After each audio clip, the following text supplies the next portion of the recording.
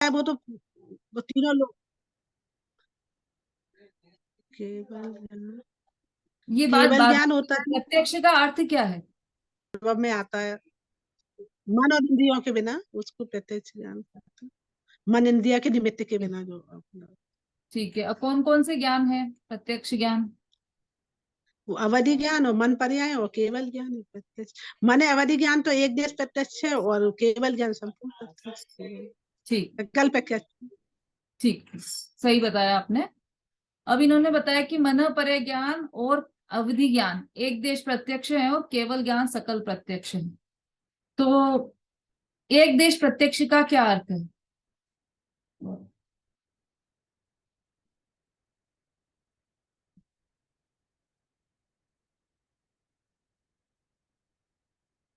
वीना जी। रूपी पदार्थ को ही जान पाता है एक ही समय में, मतलब पूर्ण तरह नहीं जान पाता, कुछ क्षेत्र काल भाव के हिसाब से ही जान पाता है। मतलब मुझे जो है ना ऐसे प्रॉपर तरीके से नहीं बोल पाती हूँ, समझ जाती हूँ।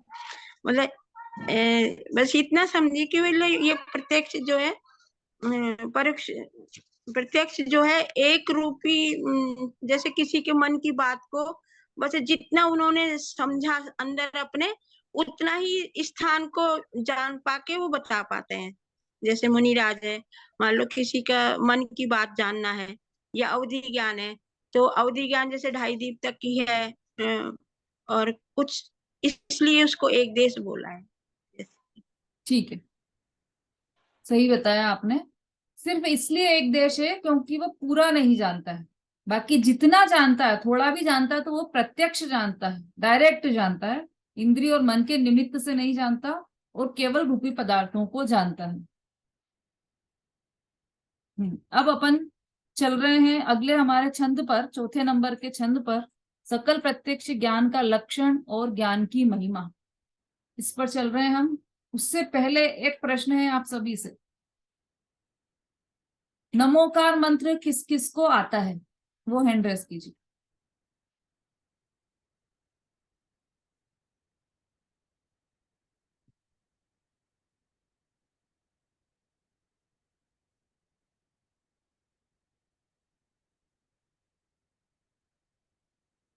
केवल 6-7 लोगों को?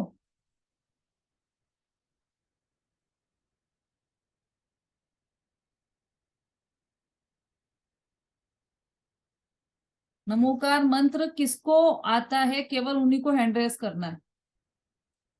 मतलब जिनके हैंड रेस नहीं हुए हैं उनको नहीं आता है नमोकार मंत्र। देखते हैं भाई किसके नहीं हुए हैंड रेस। सुनीता जी, स्नेहलता जी, सीमा जी, निशा जी, कल्पना जी, इंदिरा जी, भारती जी, नमोकार मंत्र नहीं आता है क्या?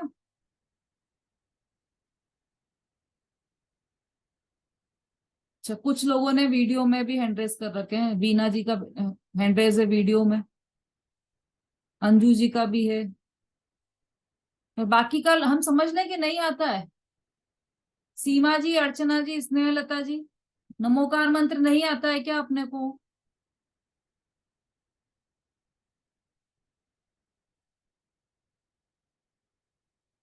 चलो, जिनके हैंड रेस हैं वो सब तो बधाई के पात्र हैं, उन सबको नमोकार मंत्र याद है, और इस बात का कॉन्फिडेंस भी है कि उन्हें याद है।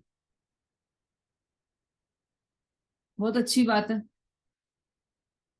हाँ, सुलोचना आंटी को भी याद है, बहुत अच्छा। नमोकार मंत्र में किसको नमस्कार किया गया?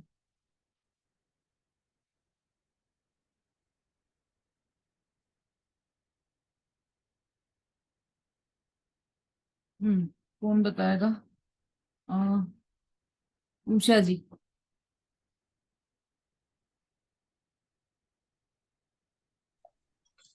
पंच परमेष्टि को नमस्कार किया गया। क्या नाम है पंच परमेष्टि के? अरहंत, सिद्ध, आचार, उपाध्याय, सर्व साधु। ठीक है, बिल्कुल सही बताया आपने। अब जो गुरुदेव है ना, गुरुदेव थे ना, वो इस नमोकार मंत्र को जब बोलते थे तो कुछ अलग पद्धति से बोलते थे। वो किसी को याद है तो वो हैंड रेस कीजिए, बाकी सब लोग हैंड्स डाउन कर लीजिए। आप सबका धन्यवाद, आपको नमोकार मंत्र याद है इसके लिए। अब आप हैंड्स डाउन कर सकते हैं। और अब वो विमलेश जी।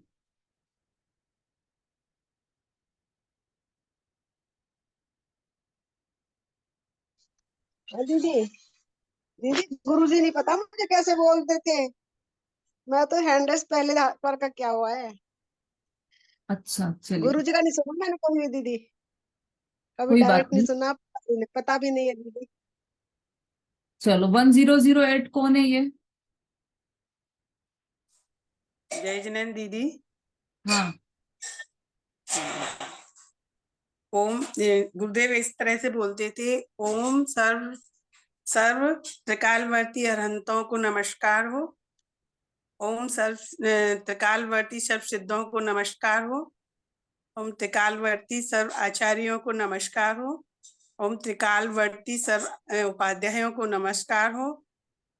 और ओम सर्व त्रिकालवर्ती सर्व साधुओं को नमस्कार हो।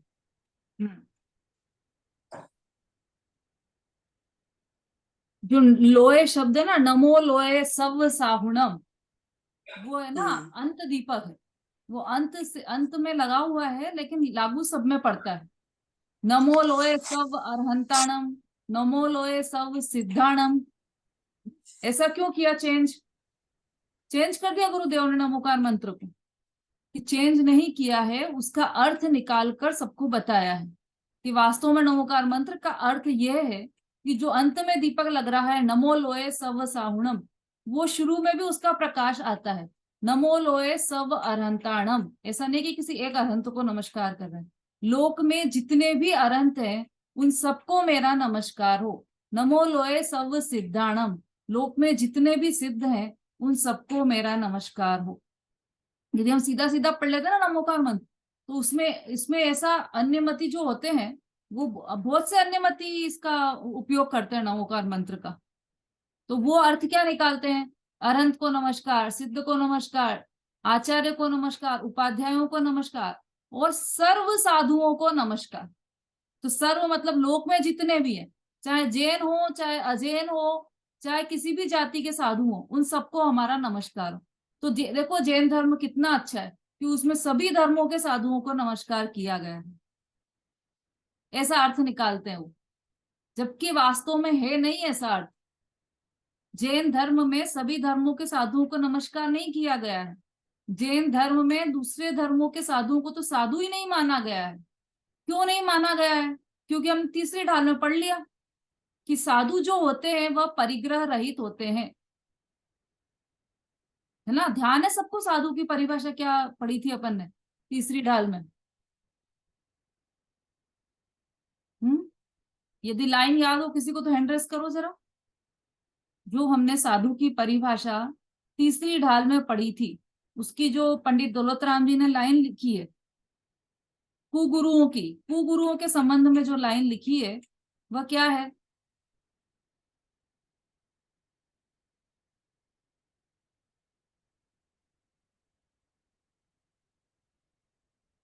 अभिलाषा जी। कुगुरु कुदेव कुब्रश सेवक की नहीं प्रशंस उच्चरिए, जिन मुनि जिन श्रुत बिन कुघराधिक तिन्हें न नमन करे। ये लाइन आई थी। ये तो ठीक है। कुगुरुओं के संबंध में कुगुरु किसे कहा है, ये लाइन अनीता जी। जो गुरु देव कु धर्म सेव, ओ पैचेरी दर्शन मोह एव, अंतर रागादि धरे जे, बाहर धन अंबर ते स्नेह। यही बहुत बढ़िया, यही लाइन चाहिए थी। हाँ, अंतर रागादिक धरे जेह, बाहर धन अंबर ते सने, ऐसे होते हैं कुगुरु। तो हाँ, उन गुरुओं को हाँ। जैन दर्शन में तो नमस्कार ही नहीं किया गया है। कि जिनके पास उदाहरण। बाहर में धन हो, वस्त्र हो बस और अंदर में और राग वो द्वेषादिक हो। तो इसलिए सर्व साधुओं को नमस्कार हो। इसका अर्थ यह नहीं है कि लोक में जितने भी साधु बन गए हैं उन सबको नमस्कार हो, ऐसा नहीं। सर्व साधु मात्र साधु कहा ही उसे है कि जो धन और अंबर के परिग्रह से रहित हो और अंतर में राग द्वेषादिक के परिग्रह से रहित हो, वही साधु साधु है। इसके अतिरिक्त तो कोई भी साधु नहीं, ऐसा। तो इसका मतलब ये जो नमो अरहंताणम, तो लोक के सर्व अरहंतों को नमस्कार हो। अरहंत मतलब जितने भी लोक में अरहंत है। किसके अरहंत? अंत है। जैन श्वेतांबरों के जैन अरहंत धर्म के के। दिगंबरों के अरहंत? दिगंबर के दर, दिगंबर। अरे ना दिगंबर के ना श्वेतांबर के अरहंत। अरहंत तो जो वास्तव में अरहंत है वही अरहंत है। दिगंबर के और श्वेतांबर के क्या होते हैं? श्वेतांबरों ने जिस रूप में अरहंत को मान रखा है वो तो रूप कपोल कल्पना है, वास्तव में कुछ है ही नहीं ऐसा। तो अरहंत तो वीतरागी और सर्वज्ञ ही होते हैं और केवल ज्ञानी ही होते हैं। हाँ अंजू जी बोलिए, कोई प्रश्न है आपका? अनम्यूट कीजिए, जी अनम्यूट। मैं कह रही हूँ जो, हाँ कर दिया वो 11 पद्मधारी जो होते हैं ना, वो सर्व साधु में आते हैं क्या? ये क्वेश्चन किसी ने पूछा था मेरे। क्या फिर से बोलिए? 11 पद्मधारी, 11 पद्मधारी जो होते हैं ना, वो अच्छा। गुरु में आते हैं क्या? पंच परमेष्ठी में आते हैं क्या 11 पद्मधारी? पंच परमेष्ठी में? पंच हाँ परमेष्ठी में तो देखो आचार्य उपाध्याय और साधु जिनके शरीर पर सूत का एक धागा भी नहीं हो धागा भी ना वही हो। आएंगे पंच परमेष्ठी में। हाँ उसके अतिरिक्त तो और कोई हाँ भी नहीं वही आएगा। है। तो वही तो तो मेरा कसौटी 11 पद्मधारी नहीं आएंगे ना। कसौटी दे नहीं दी, अब 11 अपने अपने पद्मधारी विवेक वाले भी से नहीं लगा आएंगे लो ना। कि वो आएंगे कि नहीं आएंगे।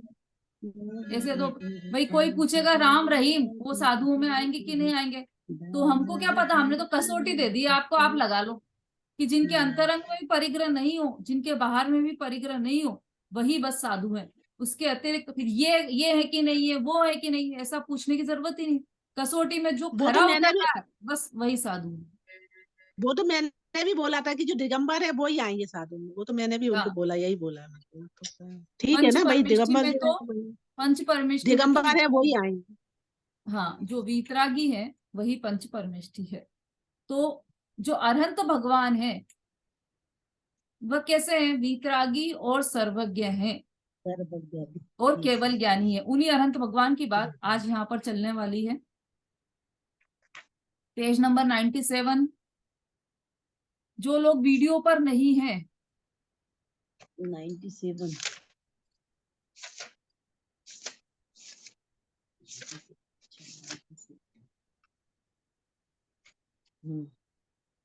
हाँ वो लोग भी अपनी आंखें धो लें जरा।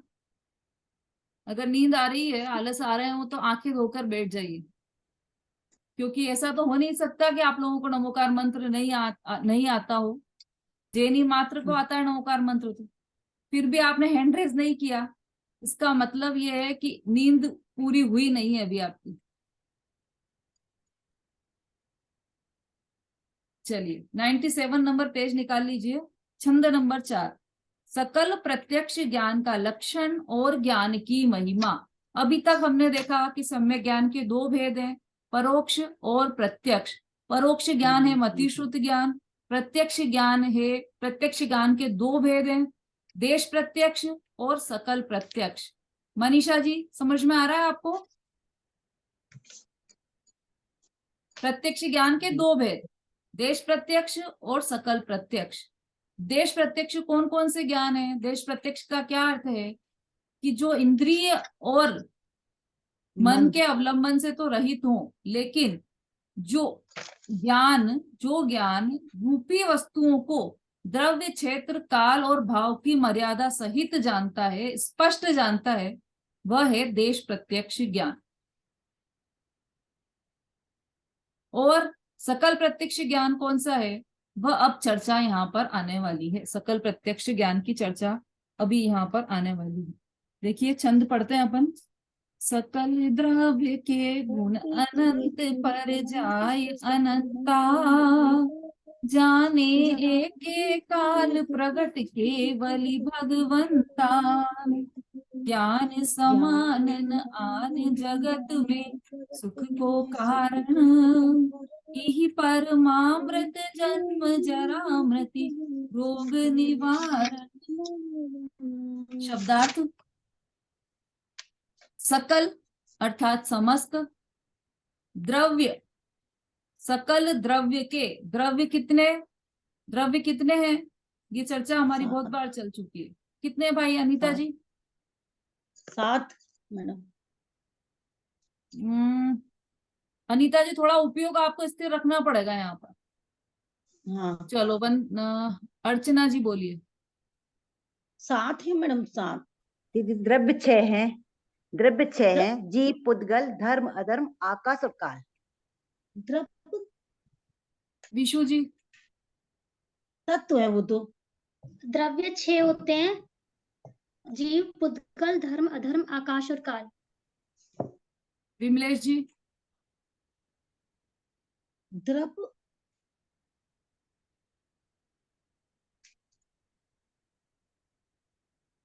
हाँ दीदी, द्रव्य 6 होते हैं दीदी, जीव, ठीक है ठीक है ठीक है। संगीता जी? तत्व द्रव्य 6 होते हैं, जीव, पुद्गल, धर्म, अधर्म, आकाश। काल। अभिलाषा जी? संख्या द्रव्य अनम्यूट कीजिए। संख्या अपेक्षा तो द्रव्य 6 होते हैं, वैसे अनंत अनंत द्रव्य होते हैं। हाँ, तो इसलिए पहला तो उत्तर यही आएगा कि द्रव्य अनंत है। तो जाति अपेक्षा 6 है, संख्या अपेक्षा भी नहीं, संख्या अपेक्षा तो अनंत है, जाति अपेक्षा 6 है। ठीक है, सकल द्रव्य के गुण अनंत पर जाए अनंता। अनीता जी? तत्व 7 हैं, द्रव्य 6 हैं। तत्व 7। ठीक है, अब आप कॉपी में लिखिएगा 7 तत्व के नाम कॉपी में 7 बार लिखिएगा, 6 द्रव्य के नाम कॉपी में 6 बार लिखिएगा। ठीक है, ये होमवर्क है आज का आपका, याद रखना आप। सकल द्रव्य के गुण अनंत पर जाए अनंता। सकल द्रव्य के मतलब सभी द्रव्यों के गुण, गुण अर्थात शक्ति या जिसे हम गुण कहते हैं, अनंत, अनंत है जिसका कोई अंत नहीं हो। पर जाए अर्थात पर्याय, अनंता, अनंत अनंत पर्याय। जाने एक एक काल, जानते हैं एक एक काल, एक ही काल में। प्रगट, प्रगट मतलब प्रत्यक्ष, स्पष्ट। केवली भगवंता, केवली भगवान, केवली भगवान स्पष्ट जानते हैं। हाँ, म्यूट कर लीजिए सब अपना। ज्ञान समान आन जगत में, ज्ञान अर्थात सम्यक ज्ञान, उसके समान, सम्यक ज्ञान के समान, सम्यक ज्ञान के जैसा न नहीं है आन अन्य जगत में, इस पूरे विश्व में, संसार में। सुख को, सुख,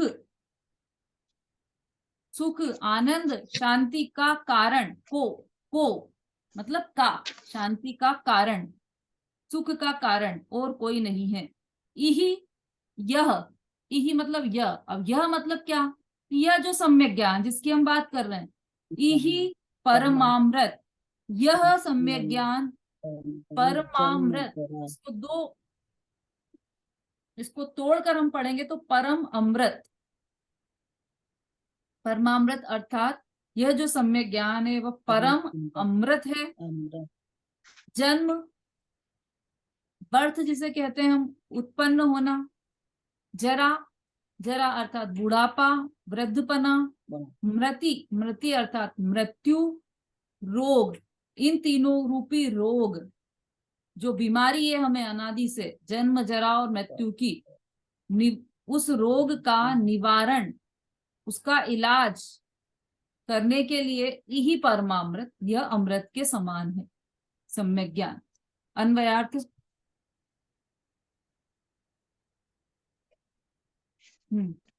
इस अन्वयार्थ को सही ढंग से पढ़ना है। कौन पढ़ेगा? विशु जी? जिसके द्वारा केवली भगवान छह द्रव्यों के अपरिमित पर्यायों को एक साथ स्पष्ट जानते हैं, वह सकल प्रत्यक्ष या केवल ज्ञान कहलाता है। इस संसार में सम्यक ज्ञान के समान दूसरा कोई पदार्थ सुख का कारण नहीं है। यह सम्यक ज्ञान ही जन्म, जरा और मृत्यु रूपी रोगों को दूर करने के लिए उत्कृष्ट अमृत के समान है। संगीता जी, आप भी पढ़ लीजिए।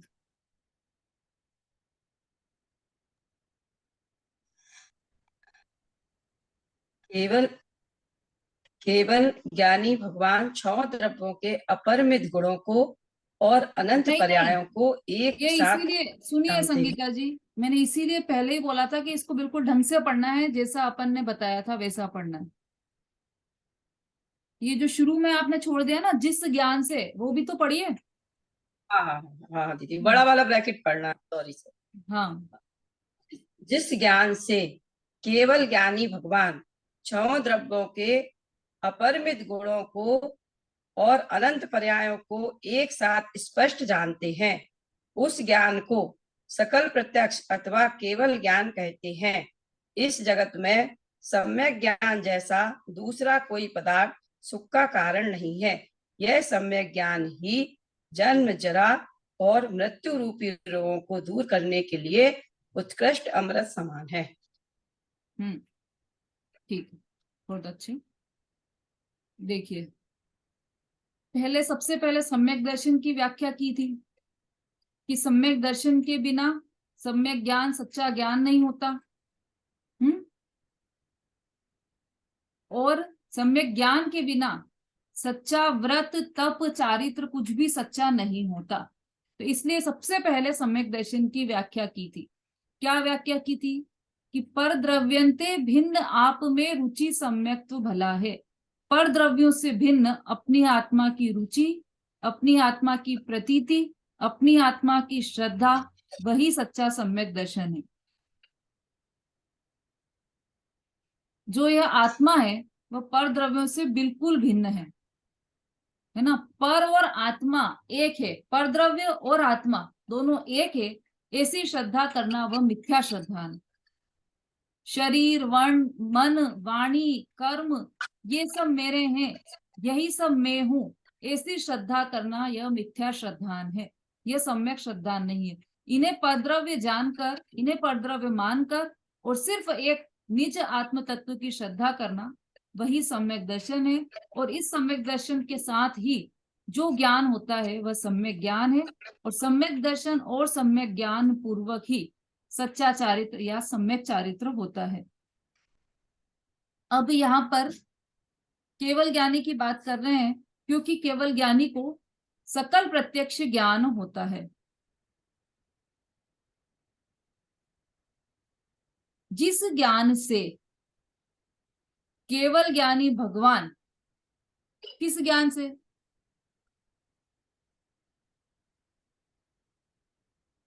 केवल ज्ञान की बात चल रही है ना यहाँ पर। देखो, मति श्रुत ज्ञान की बात हो गई, मना परे ज्ञान की बात हो गई, अवधि ज्ञान की बात हो गई। अब ये 5वें नंबर का जो ज्ञान है वह है केवल ज्ञान। उस केवल ज्ञान की बात यहाँ पर चल रही है। ज्ञान के 5 भेद हैं: मति, श्रुत, अवधि, मन परे और केवल ज्ञान। मति ज्ञान, श्रुत ज्ञान,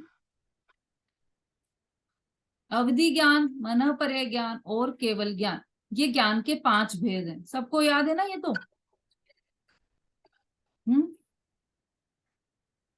कल्पना जी?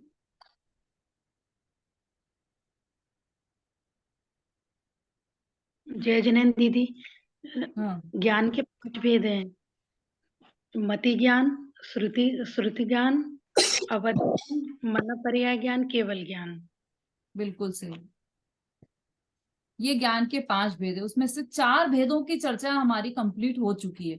अब ये जो 5वां भेद है केवल ज्ञान, ये जो 5वां पॉइंट है उसकी चर्चा चल रही है। तो जिस ज्ञान से, अर्थात केवल ज्ञान से केवल ज्ञानी भगवान, जो अरहंत भगवान है, केवल ज्ञानी भगवान है, वह 6 द्रव्यों के, 6 द्रव्यों के, 6 द्रव्य क्यों नहीं बोला, 6 द्रव्य क्यों बोला?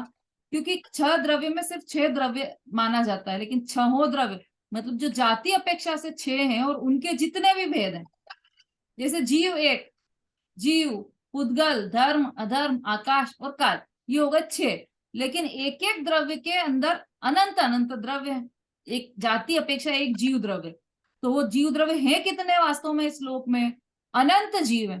पुद्गल द्रव्य एक, दूसरे नंबर का पुद्गल द्रव्य एक लिया हमने उसको, लेकिन वो वास्तव में कितने हैं? अनंत अनंत पुद्गल द्रव्य हैं। इसका मतलब कि 6 द्रव्यों के अपरिमित गुणों को, अपरिमित अर्थात असीमित, जिस